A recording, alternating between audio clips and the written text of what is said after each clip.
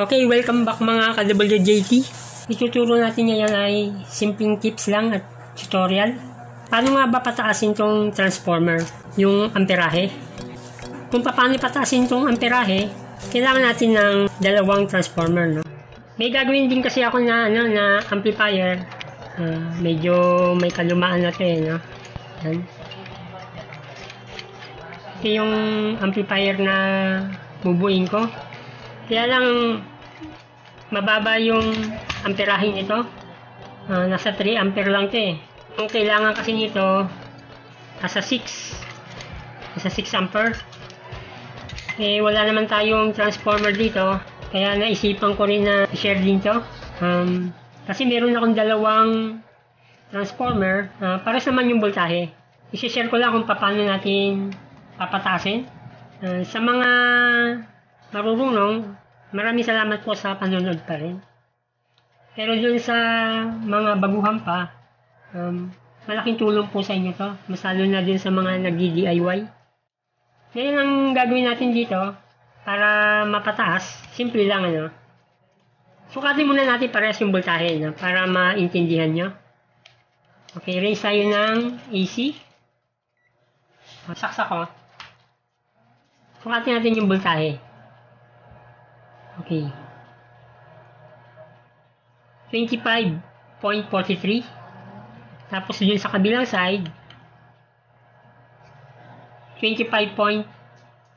Almost pares lang sila. Itong kabilang transformer, para sila ng voltahe. Okay. Tsaka dito. Yan. Pares lang. Ngayon, para sila ng voltahe, dahil para sila ng voltahe, pwede natin gamitin, ano? Pero kung mas mataas yung voltahe ng isa, pwede rin naman. Kahit 26 or 30, tapos 26, makakatulong pa rin to. Yun sa gagawin natin. Kunyari, 3 ampere to. Tapos ito, 2 ampere lang. O pwede pa rin natin gamitin. Ngayon, itong 3 ampere, tapos kunyari, ito 2, magiging 5 ampere siya. Ganun ang mangyayari. Ngayon dito, kunwari ito, 3 ampere plus 3 ampere, magiging 6 ampere. Ngayon, paano natin i-connect, di ba? Yun yung tanong niyo siguro, eh, no? Yung sa mga marurunong, baka alam din nila, pero baka makatulong din to sa mga baguhan din, no? Okay. Itong dalawang block, pagsasamahin natin. Okay. Dalawa yung option natin, ano? Pwede yung half wave o kaya yung full wave. Yung try muna natin sa half wave. Ngayon, ang gagawin natin dito, di nakakabit na nga natin itong ground. Itong pinaka nasa gitna. Hindi man natin po pwedeng pagsamahin to. Itong dalawa na to. Tapos, pagsasamahin natin to. Ay, hindi po pwede yun. Ganun, ha? Hindi pwedeng ganun. Okay? Ang mangyayari dyan, kailangan natin ng diode. Para mapataas natin yung mapagsama natin yung lakas nito tsaka yung lakas nito. Yun ang kailangan, yung diode. Ngayon sa half wave muna tayo, no? I-connect lang natin to dito. Positive to, no? Ito yung pinaka negative. I-connect lang natin yan lahat pag ganun. Okay? Kabit muna natin, tapos papakita ko sa inyo, ha? Okay na, ikabit na natin. Yan, ha? Sa mga ordinary transformer, yan, katulad yan, ito kasi is 25, ano? Pwede rin sa 12 volts, yung ganito. Ito yung tinatawag na half wave. Yan. Kasi muna natin yung voltahe. Range tayo ng DC na, kasi may diode na eh. Kanina AC, kasi wala pang diode. May 23 volts na. Ngayon dito sa kabilang side, dahil magkasama naman yung ground dito at ground dito, pwede na natin ilagay dito. Okay, may 23 volts din siya, na? May 23 dito, may 23 dito. Ngayon, ang gagawin natin dito, para tumaas ang amperahe ng dalawang transformer, pagsasamahin natin itong dalawang positive. Yan. Sigurado to, tataas ang amperahe. Kumbaga, yung lakas nito, tsaka lakas nito, magkukumbine na dito sa output voltage. Yan, pag pinagsama natin yan, ayan, 23 volts pa rin siya. Pero, mataas ang amperahe. Ngayon, ang gagawin natin, pag nilagyan natin ng capacitor yan, mas tataas ang voltahe. Ikabit lang natin, para mas maintindihan nyo. Okay. Yung ground dito, kakabit natin dito. Negative nung capacitor, no? Tapos, kakabit ko. Parang gumagawa lang ng power supply. Parang ganito din yun. Dito pa lang tayo sa half wave. Okay. Ipakita ko na lang din to kasi para din sa mga nagsisimula pa lang, yung mga taga-assemble, nag-DIY. Para may share naman natin. Mas makita. Ito na yung pinaka-supply niya, yung positive, yung negative. Tingnan natin kung ilang voltahe pag may capacitor. 33 volts na. 33 volts. Yan natin ilaw. Yan. 33 volts na siya, no? Okay. Pero pag dito sa kabilang side na wala pang capacitor, 23 volts lang siya. Tumataas siya pagka may filter na, no? Ngayon, ang gagawin natin dito, yun nga sinasabi ko kung paano nga patataasin. Okay, simpleng tips lang. Saan natin kakabit? Dapat dito rin, sa may positive ng capacitor. Natin dyan yun, lalakas na siya. Okay, magsasama na siya. Kakabit natin dito. Okay. Yan. Pinagsama ko na siya. Itong dalawa. Yan, ito.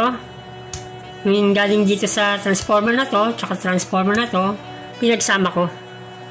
Yan. Pagka sinukat na natin voltahe niyan,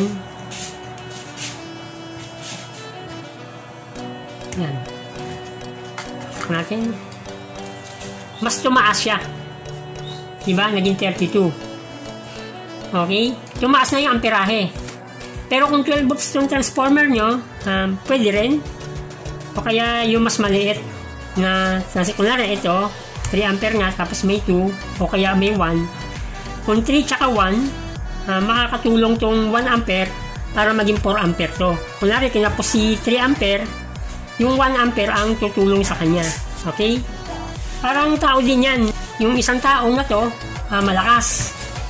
Tapos, itong isang maliit na to, mahina to. Ngayon, kung isang kotse binubuhat mo, hindi naman kaya ni malaki yon. Ngayon po pwede rin makatulong si liit para maitulak nila yung kotse. Kasi yung malaki naman, hindi man niya kayang itulak mag-isa yon. Ngayon, tutulong si liit para maitulak niya yung kotse. So, pagka naitulak nila yung kotse, ibig sabihin, kaya ng dalawa nito. Ngayon, kung hindi pa rin kaya, ang gagawin natin, dagdag tayo pa ng isa. Pwede rin yun. Ayan. Para matulak niya yung kotse.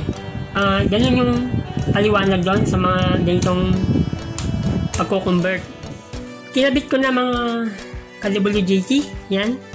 Ito yung full wave diode na. Yan yung full wave.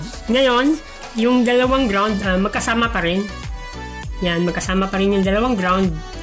Tapos yung kanyang AC, dito siya nakakabit. Yan. Para silang connection to. Yan, Kung ano yung ginawa ko dito, ginawa ko rin dito. Ngayon, para mapataas natin yung amperahe nitong dalawa, ganun din yung gagawin natin. Kailangan natin na pagsamahin din to. Dahil ito, full wave na to, sukatin muna natin yung voltahe na para mas maintindihan nyo sa mga nagsisimula pa lang. Isang full wave dito sa transformer na to, isang full wave dito sa transformer na to. Ito yon, tsaka ito. Okay, sukatin natin voltahe. Ngayon magkasama pa rin yung ground dito. Ito yung ground, yung nasa gitna, yung black. Ngayon itong side na to, yung may negative ng diode, positive yan. 22 volts positive. Ngayon dito naman sa may magkasamang positive ng diode, negative 22 naman siya. Ngayon dito rin, pares lang yan. Kung ano sukat natin doon, at sukat natin dito, ito positive 22, tapos dito sa kabila, negative 22. Ngayon ang gagawin natin dito, ang gagawin lang natin, yung dalawang negative, pagsasamahin natin. Yung dalawang negative ng diode, tsaka dalawang positive ng diode, kukunik lang natin. Okay. Ngayon pinagsama ko na. Yan, pinagsama na natin. Sigurado na makakatulong na itong isa na to para dito. Ito namang isang na to, makakatulong din dito. Para magsasama na sila. Para maging 6 ampere siya. Dahil 3 ampere to, 3 ampere to. Pero dalawang capacitor na gagamitin natin ngayon kasi meron na siyang negative. Okay. Ikakabit ko lang para mapaliwanag natin. Mga ka-WJT na ikabit na natin. Ha? Ngayon, dalawang capacitor. Mamaya, bigay ko na lang yung diagram. Bali itong positive, dito siya nakakonect sa positive. Tapos dito sa kabila naman, negative naman yung nakakonect. Dito. Yan, negative naman yung nakakonect. Pero dito sa kabilang side, positive naman. Tapos yung negative, tsaka positive nito, ito yung ground. Naka-jump lang dito yan sa capacitor. Okay, sukatin natin yung voltahe niya. I-raise natin ng DC na. Kasi may diode na siya. Then ito negative. Dapat may negative at positive na to. Ito. Okay, saksak ko. May 32 volts na siya. May positive na siya. Ngayon dito sa kabilang side. Ngayon, magiging negative natin to, di ba? Negative. Yun ang voltahe niya. Negative 33. Okay. Ganun lang ang simpleng pagpapataas ng amperahe. Gamit lang yung diode. Naisip ko itong i-share para sa mga nagdi-DIY. Katulad ko.